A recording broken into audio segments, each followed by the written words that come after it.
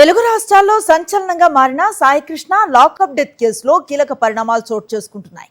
ఈ కేసులో ప్రధాన నిందితుడైన మాజీ సీఐ నాగరాజును కస్టడీలోకి తీసుకుని విచారిస్తోంది సిట్ అధికారులు అడుగుతున్న ప్రశ్నలకు నాగరాజు సహకరించడం లేదని సమాచారం.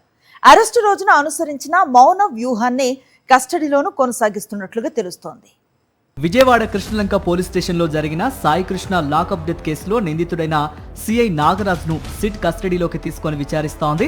అయితే విచారణకు నాగరాజు పూర్తి స్థాయిలో సహకరించడం లేదని సమాచారం.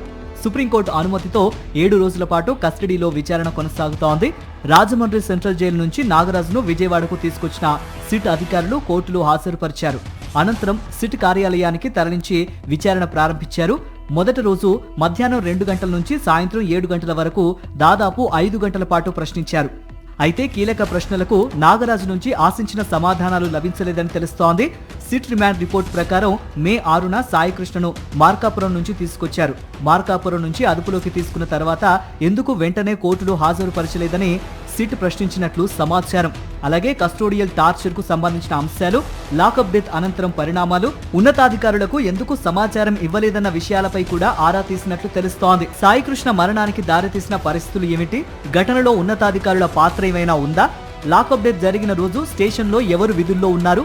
కింది స్థాయి సిబ్బంది పాత్ర ఎంతవరకు ఉంది? సీసీటీవీ ఫుటేజ్ ఎందుకు అందుబాటులో లేదు? బయట వ్యక్తి సురేష్ పాత్ర ఏమిటి? సెటిల్మెంట్ల కోసం బయట వ్యక్తులను ఎందుకు వినియోగించారని సిట్ ప్రశ్నించినట్లు సమాచారం. సిట్ ఆరోపణల ప్రకారం కేసును ప్రారంభం నుంచే తప్పుదారి పట్టించే ప్రయత్నాలు జరిగి ఉండొచ్చన్న కోణంలో విచారణ కొనసాగుతోంది. ఈ నేపథ్యంలో త్వరలోనే కృష్ణలంక పోలీస్ స్టేషన్లో సీన్ రీక్రియేషన్ కూడా నిర్వహించే అవకాశం ఉంది.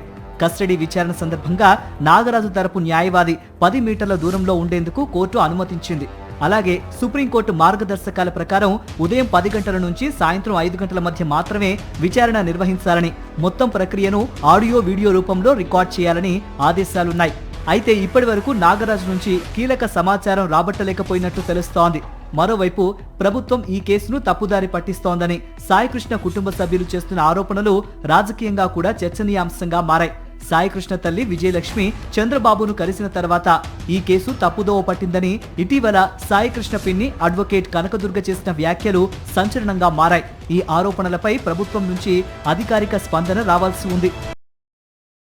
మరిన్ని అప్డేట్స్ కోసం ఛానల్ ను సబ్స్క్రైబ్ చేయండి. నోటిఫికేషన్స్ కోసం బెల్ ఐకాన్ పై క్లిక్ చేయండి.